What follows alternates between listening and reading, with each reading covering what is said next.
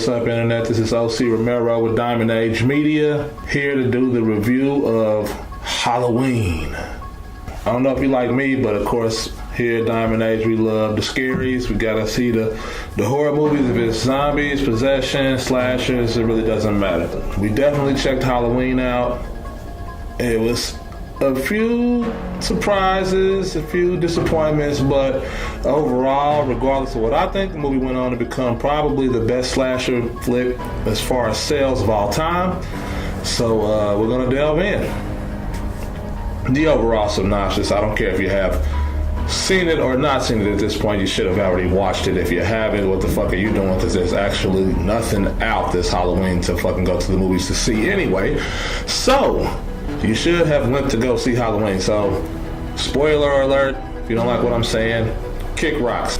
The movie starts off with some bloggers, much like myself, blogging about the macabre and, kind of horror and psychopaths and that thing, decide to take it upon themselves to procure Michael Myers' mask from his 1978 murder spree of Laurie Strode and her friends. They take the mask from somebody who gave it to them for some fucking reason. It wouldn't be a movie if they didn't. And they go to the asylum that Michael is being held at to get a reaction, because Michael Myers hasn't spoken it since he was a 6-year-old, and they know that his vocal cords do work, so they want to get, I guess, maybe some closure on why he did what he did, or if he's just pure evil and just a psychopath, or maybe if he had some deeper seated reason to murder people he didn't know. Well, they pull the mask out, and behind his back he's standing out in a field with a bunch of other psychopaths. He's the most tame of all of them. He takes the mask out and he holds it out and he says, "I know you can feel it, Michael." All this cult follower, dick riding shit. And then screams at him while all the other asylum inmates or whatever, I don't know what the fuck you would call them, patients, are going batshit crazy in the background. He's screaming at Michael Myers to say something, because I guess for their blog they need to get the most notorious killer in Illinois to speak to them for some reason. That is the very beginning of the movie. Those same people approach Laurie Strode, of course, to pay her and get her side of the story, which they don't get much, and she gets their money and they get the fuck on. Michael's to be transported to another jail-type facility where he's to live out the remainder of his, years. It's a high anxiety moment for Laurie, who succumbed to post-traumatic stress from her ordeals, had 2 failed marriages, and a estranged daughter and granddaughter. Goes off the grid and starts being a complete survivalist. She's fucking strapped to the ceiling. She's a card-carrying NRA member, and she takes it upon herself to teach her young daughter these survival tactics too. But in this day and age, we all know teaching your kid to fight for themselves is like child abuse. So she gets her kids taken away by the state. Her daughter's trying to recover from the trauma that she had to go through from being raised by such a person. And the granddaughter, Laurie Strode, is just trying to find her place in all of it. So it's 3 generations of Strode women, I guess. I forget what the hell the daughter and granddaughter's last name was in this shit. Doesn't really matter. But either way, they're gonna transport Michael to this facility. Now, we don't get a scene of what necessarily happened on the bus. We see, a hunter and his son coming back from camping or going to camping at night. I don't know why the fuck they would be going camping at night, but I think they were going to hunt or coming back from hunting, and it's pitch black dark. They notice the correctional bus careened on the side of the road in a ditch, and there are countless patients roaming around the highway. So the dad gets out like an idiot to help, of course, and we don't see him again until he pops up as a corpse. The son goes out to look for him and happens upon Dr. Sortain, who is Michael's doctor, and ironically pointed out by the movie to be the new Loomis. So he's the only one left on the bus. Of course, the securities fucking had their ticket punched. The kid accidentally shoots the doc because he just pops out and scares the shit out of the kid. And then the kid runs back to his car, and of course, Michael Myers needs a whip. So he has to make that necessary sacrifice since he jumped in the driver's seat without that kind of without the okay from Mike. So this whole time, Laurie's been waiting for Michael to come back to Haddonfield. She's been doing all this survival shit. She's completely went off the grid. She's booby-trapped her house, you know what I'm saying? And she's completely consumed with taking Michael Myers' life. Dr. Sortain is part of some crazy, weird, jock riding cult for Michael Myers. But he wants to see Michael Myers in action, you know, in the wild, doing what he does, killing people. And he thinks that maybe if I see him in action, if I study him in you know, free reign, maybe I can come to a better understanding of why it is he commits the murders that he does and what affixes him to Laurie Strode, for instance, and vice versa for her case. So it's never outright stated, but I'm pretty sure the doctors who made shit go totally fucking left on the bus. He kills the kid and his father and takes their car. He catches up to the blog people, the horror serial killer blog people, to once again regain his mask. The unlucky guy didn't call in to work. The mechanic, the garage man at the gas station, gets the shit beat out of him and gets his jumpsuit and shoes taken. It's at that time that Michael proceeds to assault and murder the blog people and take back his mask. So he's fully set, he's got a whip, he's got a jumpsuit, he's got his mask. He's on the way back to Haddonfield, commits a couple of murders there just to, you know, procure a couple of items that he needs, like his favorite kitchen knife, long kitchen knife. So the assault begins then to murder Laurie Strode and her family. So it's at that time that we get several great scenes with I forget what the kid's name. I think the kid's name is like, I want to say his name is like Julian. And this movie is written in part by Danny McBride, so I knew for some reason that it was going to be kind of hilarious, and it actually was, and mainly because of this kid. I don't know his real name, but he plays, I believe, Julian in the movie. He's a kid getting babysitted. So, and also, now that I think about it, one of the open threads from the movies, because the kid thinks that, you know, the boogeyman's standing outside his room watching him. So, of course, he goes and tells his babysitter. And, of course, naturally, she thinks it's a big joke on the side. She wants to just fuck with him. He hides down, you know, at the top base of the stairs, just behind the stair post, while she searches his room and continues to play a joke like she's talking to a stranger in his room and asking them to please leave. So, after that little bit, you know, and she jumps out and says, "Boo!" And he's like, "Man, are you fucking kidding me?" But the kid was hilarious. And we get the final scene, the scene that they show in the trailer where she's trying to shut the closet door, and then she opens it up, and Michael Myers tries to assault her.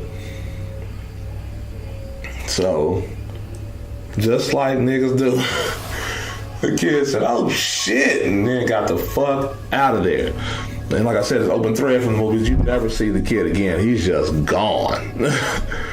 That's when the murders of Strode family friends begin to happen. One is the granddaughter's friend from school. And then another kid who I forget his name, but as soon as he revealed himself to be have a doctorate in douchebaggery, he had a douchebag doctrine. He was Dr. Douchebag. He proved himself to be that in a vulnerable moment for the granddaughter, so I kind of knew he was on the cutting block. Yeah, he died one of the more particularly embarrassing and horrible deaths of the series. The granddaughter escapes after finding her used-to-be friend murdered on a wrought iron fence, proceeds to run back to her grandmother's house in the woods that's off the grid, and it's at that time that Haddonfield PD finally does something right and decides to take, Laurie Stroud's daughter to Laurie Stroud's house in the woods because, as we all know, Haddonfield PD, they can't do anything right. So, rather than have to force getting murdered, let's just let them deal with it in the woods by themselves. That's what happened. So, of course, Laurie's got the trap door, and we get a great definitive final scene with Laurie stalking Michael much the way that he likes to stalk, and then the daughter perhaps suggestively giving him a good shot and then them finishing him off with a rigged system to accelerate a fire that Laurie has constructed and trapped Michael in the basement, and now activates this system that delivers gas and a starter, if you will, to ignite a fire and set her cabin in the woods on fire with Michael in it. Presumably. Because if you stay long enough and you wait till after the credits, there's no after credits scene in the movie, but we do get audio of Michael breathing after the end credits roll. So, presuming with the success of the Halloween movie thus far, becoming probably one of the greatest slasher flick sales ever, and also I believe breaking a couple of records for October openings, it's definitely going to get a sequel. So we'll see if some of those threads end up closing, if Michael survived, which I'm sure he did, because like I said, no movie, and definitely no fucking slasher flick, does as well as Halloween has done and does not get a sequel. So we will see Michael Myers back on the big screen. As far as what I thought about the movie, it was, I don't know, it's weird because after you've seen so many Halloween movies, your level of quality went down, and you kind of don't expect a whole lot. But this is what I will say. It was a Halloween movie. Michael Myers was in it. And the whole time. And then, so was Jamie Lee Curtis. It was a Halloween movie through and through. Not a great movie, but not a bad one. It's just, I don't know, it's hard to gauge. It was more hilarious than scary to me, but I mean, I've seen countless horror movies, so I guess I got a strong stomach or something. But it wasn't as bad as like the Halloween with Busta Rhymes, or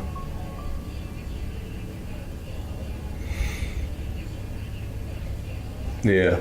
As far as what I would give it, it really isn't anything out to see this October, so I definitely recommend going to go see Halloween. But as far as a rating, I would probably say, I want to give this a 7 out of 10. I mean, if I had to compare it to, let's say, if I had to compare this Halloween to Rob Zombie's Halloween, and then both of them to the original Halloween, I would take the original first off always anyway. But I mean, this just, I don't know, it didn't touch me on a psychological level like Rob Zombie's Halloween did. And Rob Zombie's Halloween did have much more story added into it. But this basically would, I guess you would have to compare it to Halloween, Rob Zombie's Halloween 2, maybe. But no, it's different because Halloween 2, I don't know. Either way, like I said, not a good movie, not a bad movie. I'd give it a 7 out of 10. Definitely go see it though. There's nothing to see if you like to see. This is October, it's Halloween, and it's pretty much nothing else to do other than to go see Halloween. So go see Halloween. I guarantee you will be entertained, whether you consider it scary or not. It's definitely a great movie for the fall season, and definitely I would say does do the Halloween series much justice. It wasn't poorly crafted or shoddily put together, but I don't know. Maybe it's slashers are not what they used to be. Who knows? The movies that do well as far as horror flicks now are most of the possession movies. So, for Michael Myers to do what is done on his run just 2 weeks in is miraculous for a horror movie in general, and let alone a slasher flick. So, big up to Danny McBride, and I believe Miramax is the team that got this, and Blumhouse.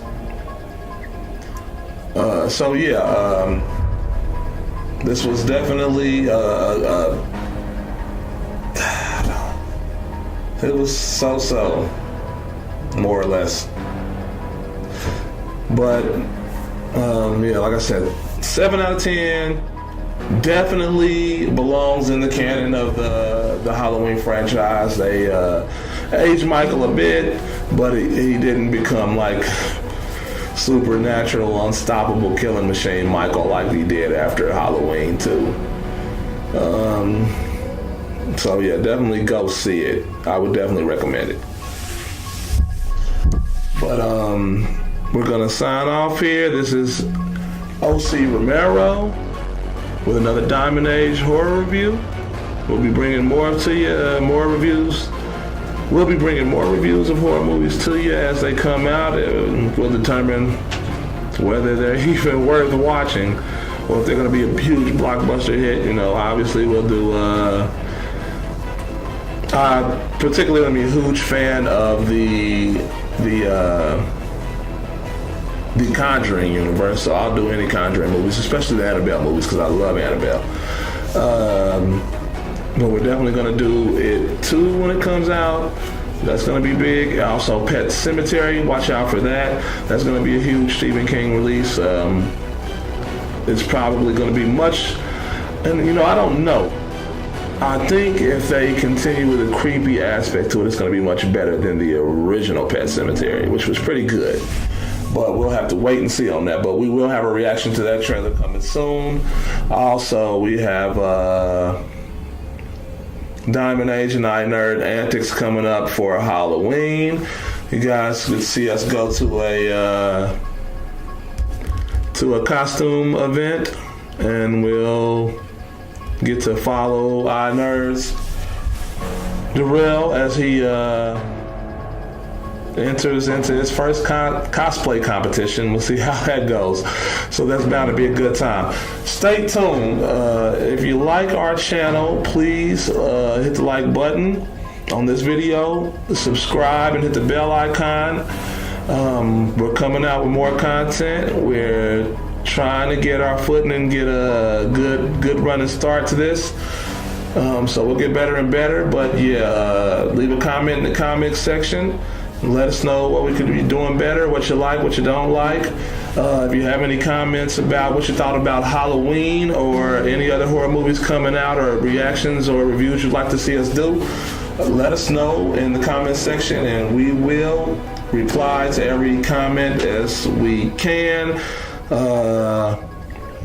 Definitely love the positive comments. Don't mind the negative comments as long as they don't get too bitchy. Yeah. Like I said, like this video, send us a comment, subscribe to the channel, hit the bell icon so you can get notified when we got new content that's coming out, so you can be in the loop whenever we release something. Once again, this has been OC Romero with Diamond Age Media. We're signing off, and we'll see you next time.